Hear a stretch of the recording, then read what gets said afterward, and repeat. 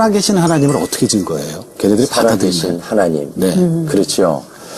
이 아이들을 데리고 예배를 드리고 네. 찬양을 하고 기도할 때에 네. 우리처럼 뜨겁게 좀 힘차게 하기를 원하는데 네. 태국 사람들의 성향처럼 밋밋해요. 좀 매일같이 그것이 마음의 짐이에요. 네. 어떻게 하면 이 아이들이 뜨겁게 찬양을 하고 힘있게 기도할 수 있을까. 그래서 그것 때문에 매일같이 울면서 기도했는데 어느 날 이제 우기철에 운동을 끝나고 샤워를 하고 방에 있는데 바깥에서 아이들이 다급하게 부르는 소리가 들려요. 네. 그래서 바깥에 큰 사건이 아니면 그 목소리가 나올 수가 없는데 놀라서 뛰쳐나갔더니 마당 한가운데 아이들이 삥 둘러서 있고 그 안에 한 아이가 쓰러져 있는데 감전사고를 당한 거예요. 이제 저희가 쓰는 숙소가 오래된 노후된 공장이기 때문에 감전사고로 이미 눈이 돌아갔고 혀가 말려 들어가고 호흡이 멈춰가고 이제 죽어가고 있는 상황이에요. 그래서 그 아이들을 데리고 병원까지 가는데 한 10분 걸렸거든요. 예. 그 10분 동안 제가 기도한 것은 하나님 생명을 좀 연장시켜 주세요. 병원 도착할 때까지만 연장시켜 달라고 기도했어요. 그러면 병원 가면 어떻게든지 살릴 수 있을 것 같아서 그 아이를 데려가면서 너무나 많은 생각이 들었는데 복음 전하라고 하나님께서 나를 태국 땅에 보내셨는데 예.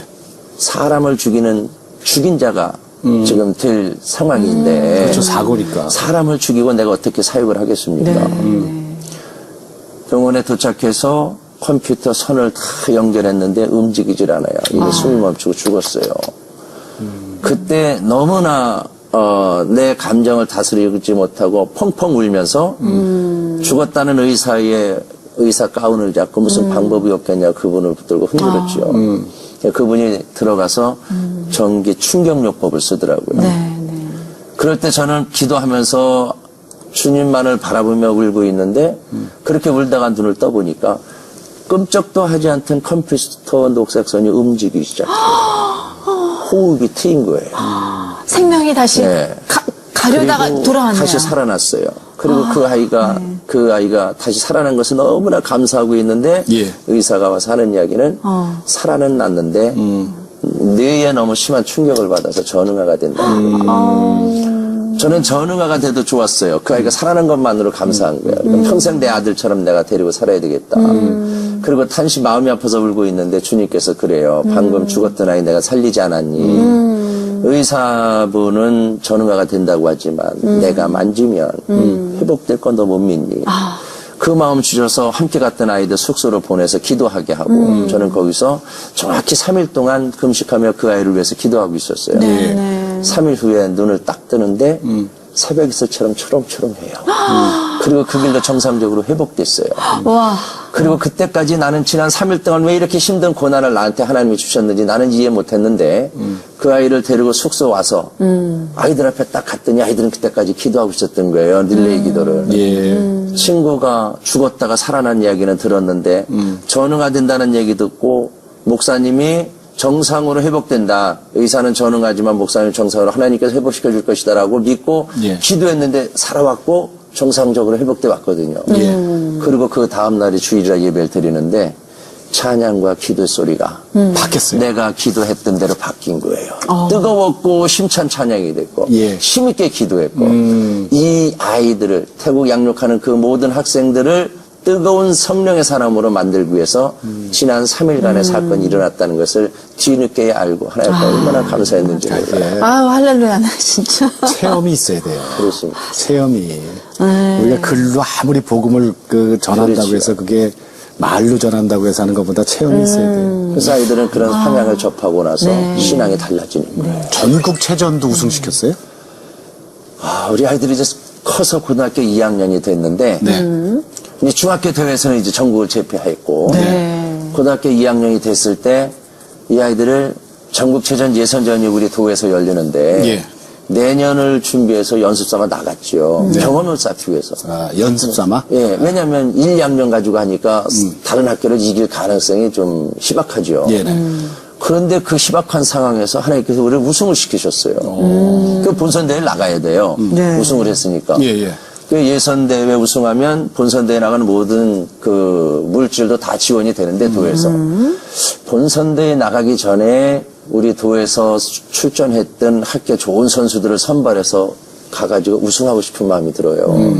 우리 애들만 데려가서는 꼴찌할 테니까. 근데 하나님께서 이 아이들을 데리고 예선전에서 우승한 거는 네. 본선대 가서 복음 전해라는 거 아니냐. 너 지금 믿지 않는 애들 데려가서 우승해서 뭐 할 거냐. 그 마음을 주시는 거예요. 그래서 저희 아이들과 함께 한 달간 기도와 체력 훈련을 열심히 하고 네. 본선대에 나갔어요.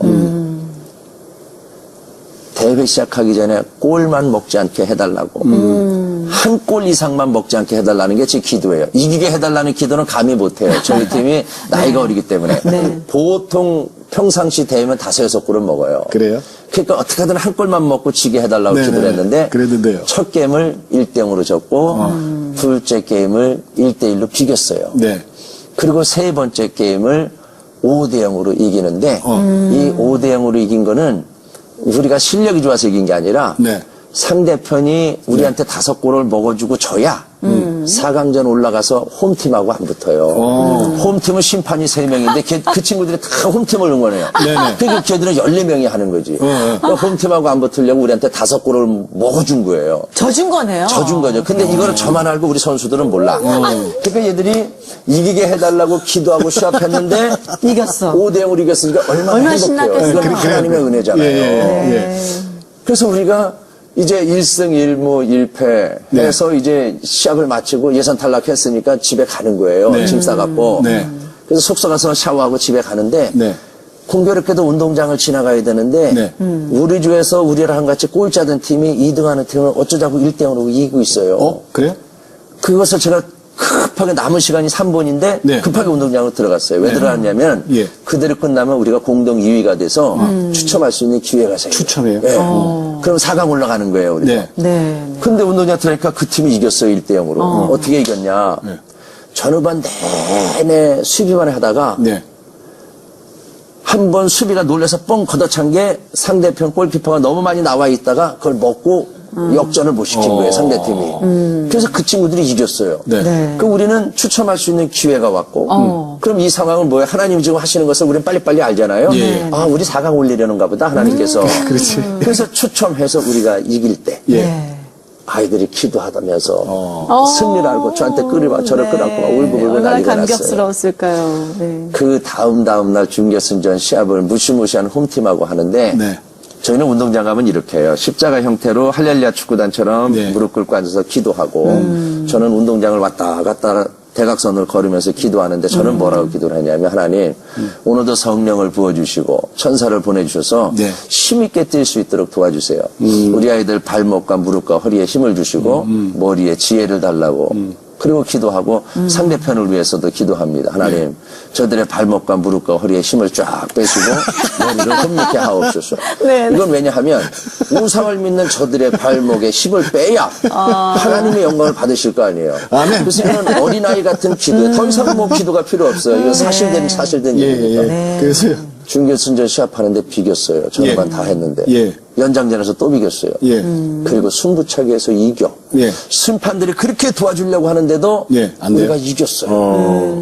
그때 하나님께서 아이들의 마음을 감동시켜서 그 아이들이 시합 끝나고 우리가 이기는 순간 눈물을 쏟기 시작하는데 운동장 야간 경기라서 2만 명의 관중이 다 나가고 불이 꺼질 때까지 울고 불고 기도하고 감사의 예배를 드렸어요. 그때 주님께서 아이들에게 비전을 주셨어요.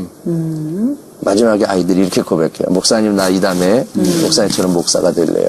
나는 선교사 될래요. 나는 축구 감독이 돼서 후배들을 크리스찬으로 양육할래요. 예.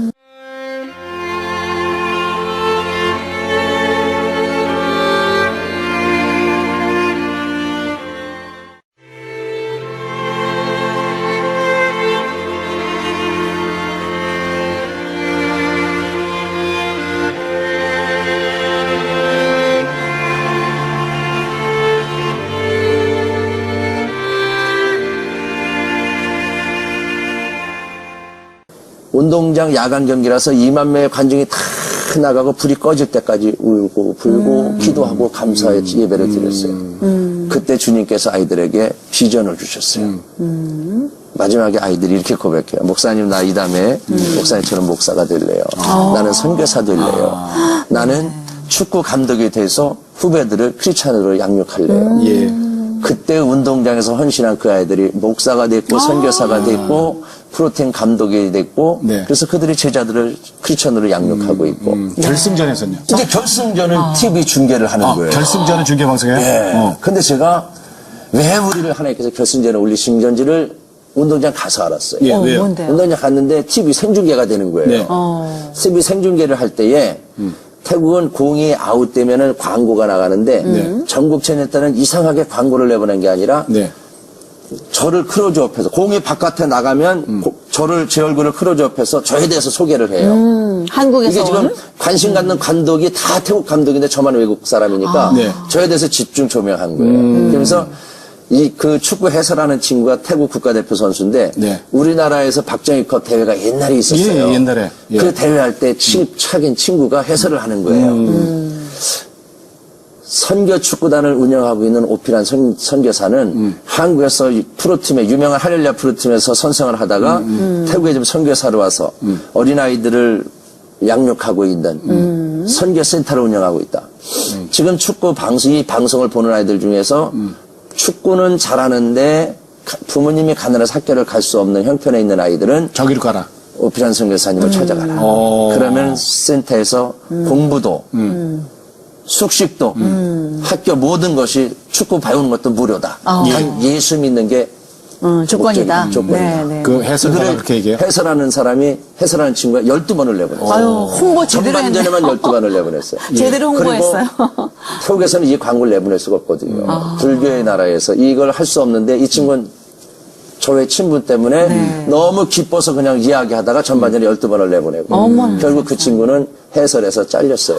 그리고 이제 전반전에 내보낸 광고 12번을 보고 이제 태국에 있는 어린 아이들이 그 이후부터는 저희 선교센터를 방학 때만 되면 스스로 찾아오는 거예요. 구름대가 좋아요. 처음에는 신문 광고를 냈어야 됐는데 네. 그 대회 한번 치르고 나서는 학생들이 저절로 찾아와요. 몇백 명씩 찾아오는 중에서 우리가 20명씩 선발을 하게 된 거죠. 결승전에서는 몇 대 몇이에요? 결승전에서는 1대0으로 저희들이 졌습니다. 졌어요? 예.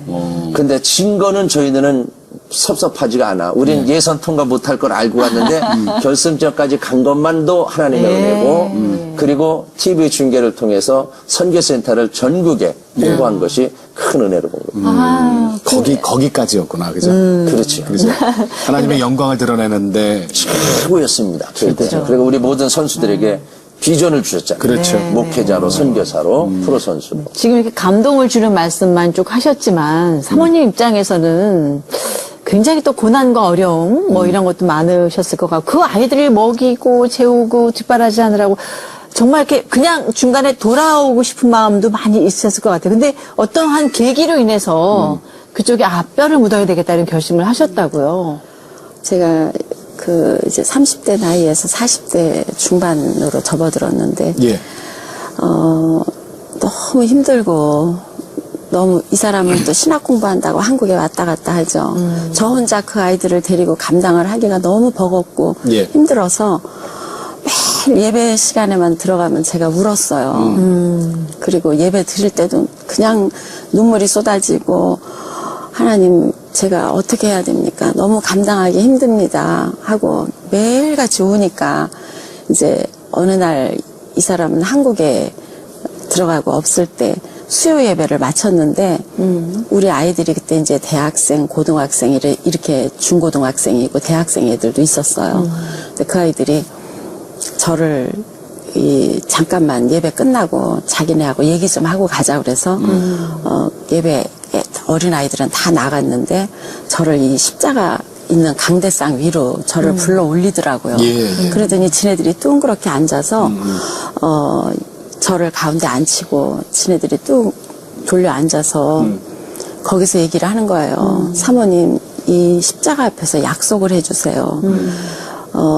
우리가 이제 대학 졸업하고 또 이 아이들을 우리 선교사님과 사모님을 대신해서 다 아이들 돕고 이 사역을 감당할 테니까 예. 제발 한국으로 돌아가지만 말아달라고 자기네를 버리지만 말고 눈치챘구나. 한국에 돌아가지 있기를 이 십자가 앞에서 약속을 해달라는 거예요. 그래서 제가 그 소리를 듣고 하나님의 음성처럼 들리더라고요. 왜 자꾸 뒤를 돌아보느냐.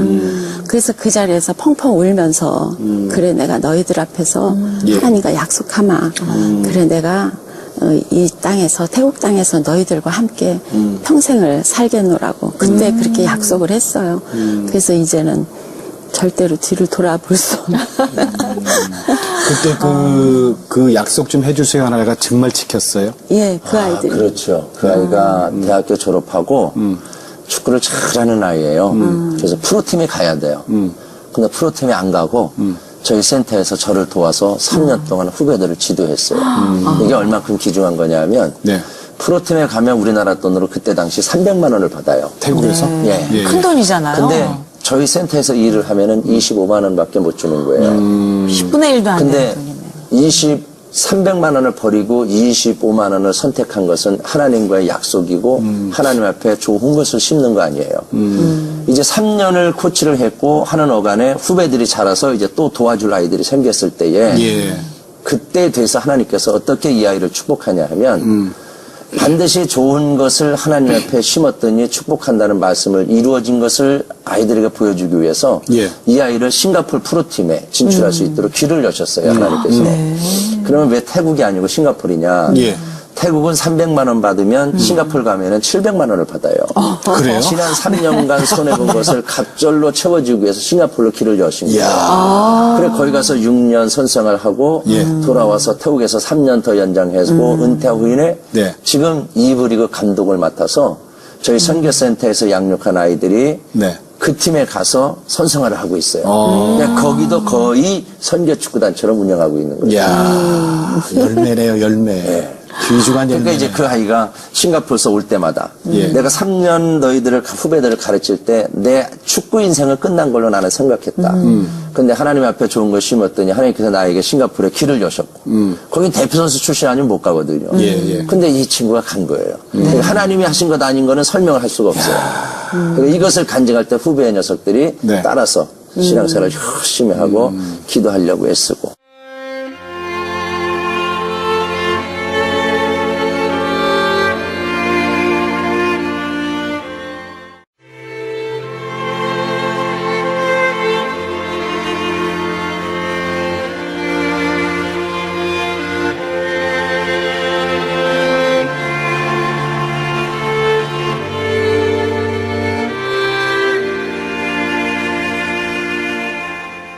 그 선교사님 두 분은 그쪽 그 태국 아이들한테 부모네요, 부모. 그렇죠. 그렇죠. 그 아이들을 이제 결혼도 이제 많이 시켰어요. 예. 그래서 결혼시킬 때는 우리가 부모 노릇을 하고 또 때로는 주례도 하고 그래서 저희 교회에서 큰 아이들을 결혼시켜서 또 저희 센터에서 지금 같이 살면서 예. 사역하면서 또 아이들도 낳고 지금 그렇게 살고 있습니다. 그러면 뭐 손자들이 어마어마하겠네요. 그렇습니다. 그러니까 부모가 없는 아이들이 결혼할 때는 저희들이 대신 부모 역할을 하고 예.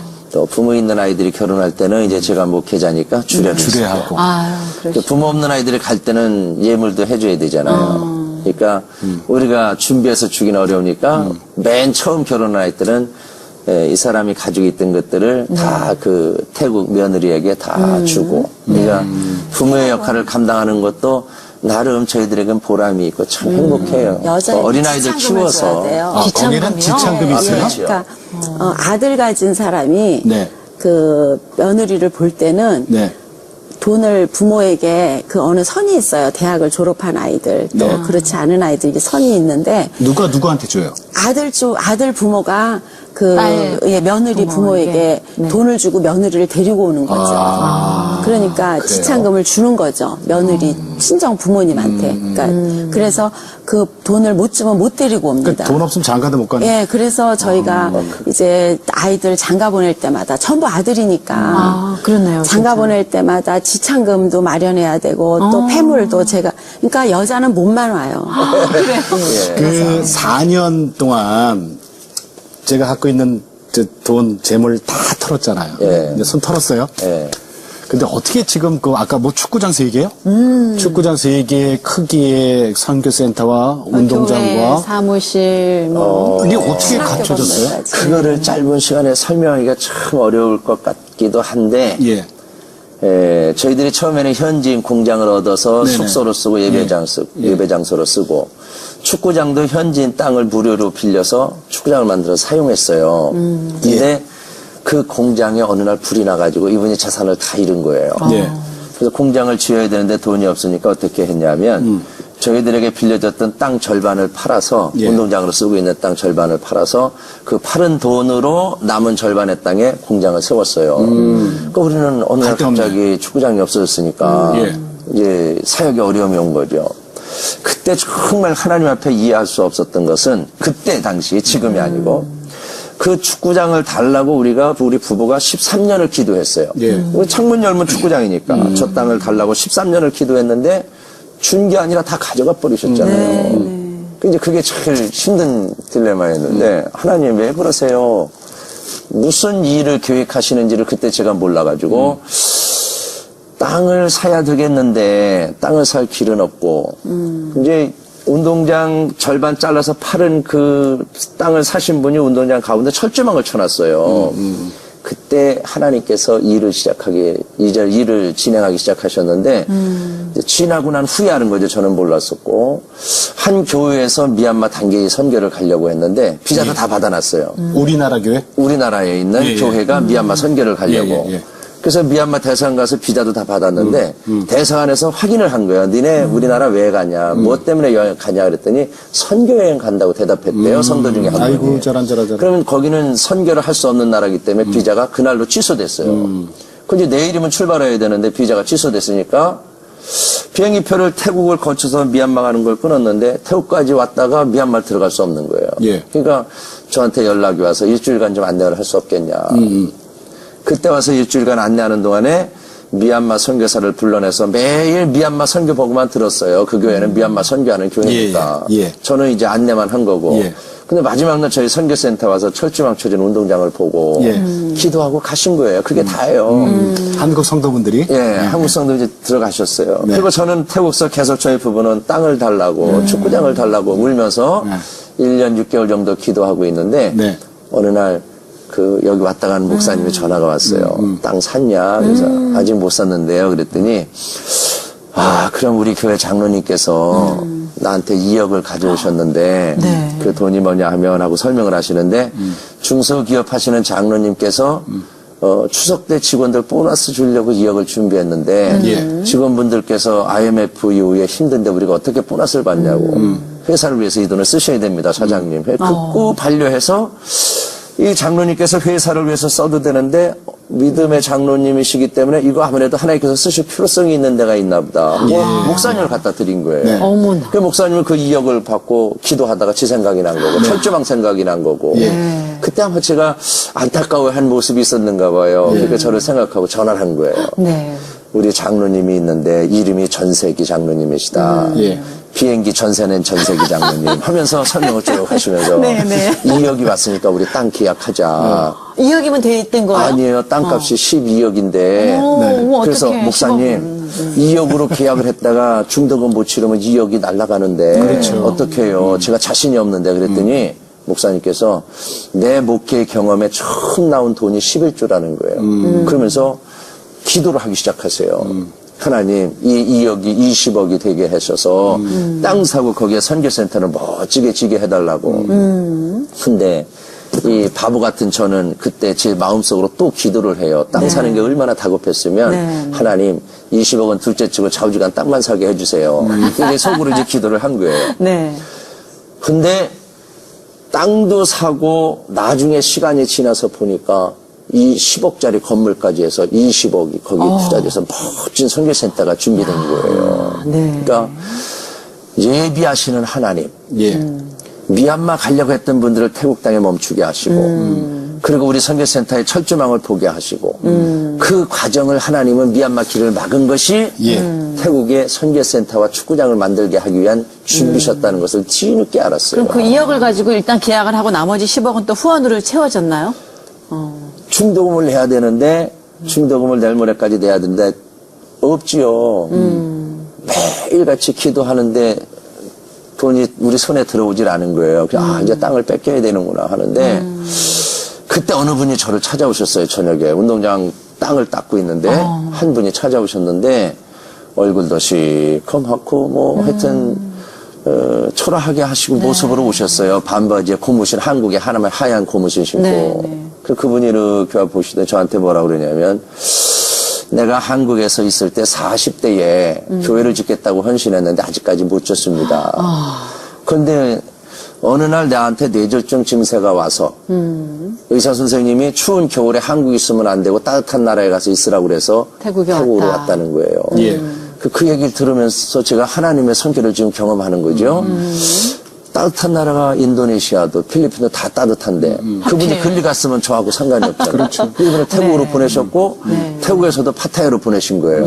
그리고 하루에 한 번씩 운동하러 골프 치러 가는데 아침에 우리 땅 옆에 길로 갔다가 저녁에 또 오게 하고 이걸 3개월을 보셨다는 거예요. 예. 네. 그 3개월을 하루도 빠지지 않고 땅 파고 있는 저를 보고 마음이 동해서 내가 헌금을 하려고 합니다. 하고 땅값을 헌금을 5억을 하셨어요. 와.